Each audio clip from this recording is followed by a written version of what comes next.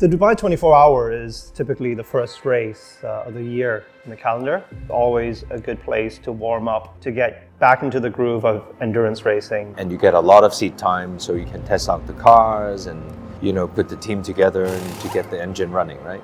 It's a little bit more relaxing than the others, but of course the competition is extremely high now. It's more of a fun event, but it's an important thing because you are doing this with friends, people you genuinely enjoy being with.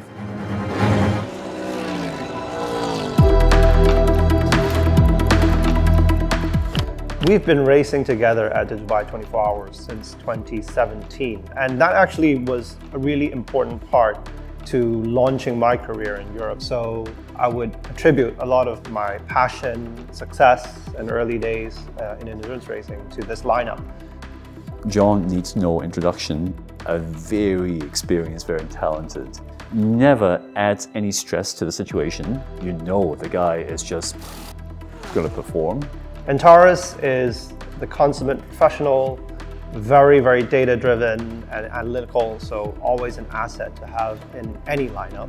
John is the reigning GT World Challenge overall champion, and Antares is also IGTC champion, so they are the two fastest bronzes in the world right now. Kevin brings just loads of experience. I think you give him a car with 4 wheels, he'll be fast. Give him a car with 2.5 wheels, he'll be just as fast. Doesn't really make much mistakes, so we can always count on him. And physically, he's very fit, so we're going to rely on him to do a lot of hard work. Frank is what we call the Sifu. He brought us to endurance racing. We've asked him to come out of retirement to give it one last go with us. He's hopefully here to enjoy himself this weekend a little bit more. I'm really grateful to get me out of retirement to come participate in this race. Obviously, it's a bit different now. I'd rather do what I enjoy doing. To have a master and 2 champions to be driving with me is incredible, and a little bit of pressure on me, but I think we're in a good place. We know very well what each of our characters like, our strong points, our weak points. Made enough progress together, and you've kind of made some really stupid mistakes together. So what more have you not seen? Good and bad.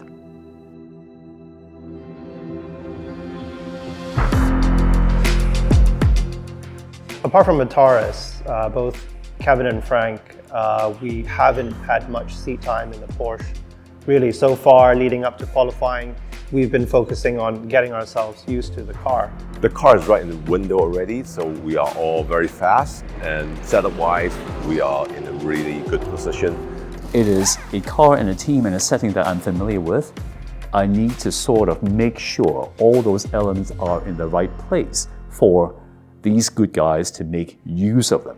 But in this particular case, with his experience with Porsche, he's already given me a lot of insight as to how to drive the car well. So we're relying on him a lot this weekend to lead the way.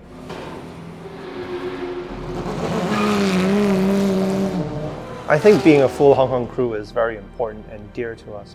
We really want to show that we are capable to get strong results, and hopefully we'll be able to encourage more talent from Hong Kong to continue racing on the global stage.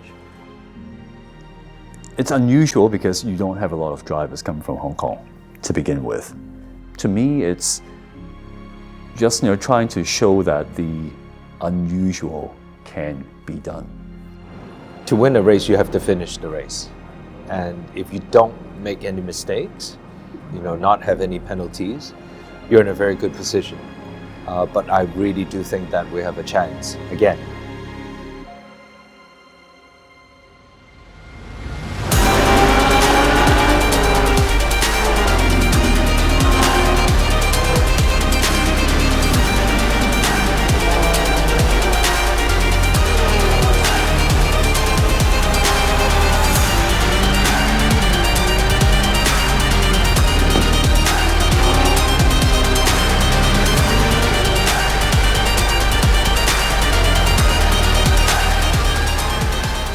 Start was slightly messy. We lost a few positions, but we sort of caught it over the rest of the stint and found ourselves in a pretty decent place. I think we were top 5 at the end of the first stint.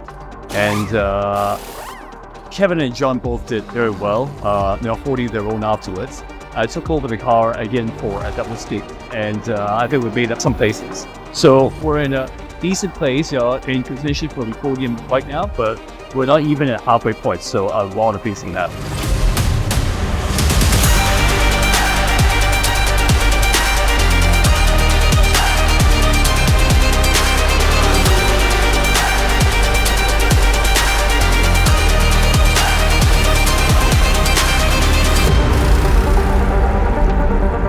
Just 20 minutes away from the 12-hour mark, so almost halfway.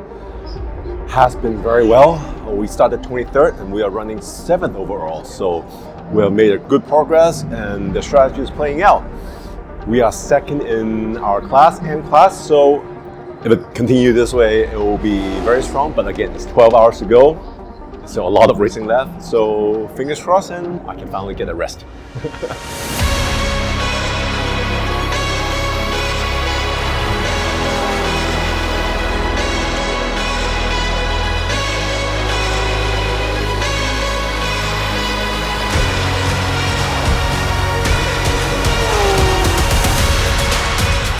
It was okay. It was quite cool during the night. We were banging out very consistently between 2:01 to 2:03. We had 1 penalty the entire day. We just hit the 18-hour mark. Actually, we're doing quite well.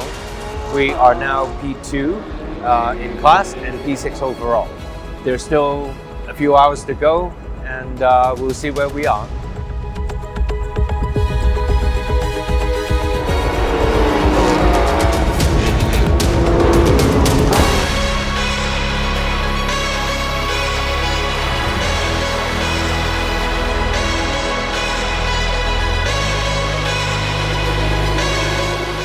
So the last 6 hours, we were comfortably in P2 in our class, but then there was some drama that happened and the refueling did not happen in one of the stints that Antares when he came in.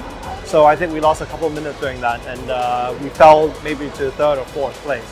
So the final 2 hours was all about how can we possibly gamble a little bit on strategy and really push like qualifying to try to catch back the P2. Through really great teamwork, strategy, great driving, no mistakes, we managed to secure the P2. It's always special to come onto the podium together as 4 home drivers because there's not really that many opportunities. It's a great result, 20th anniversary of this event. We couldn't be happier.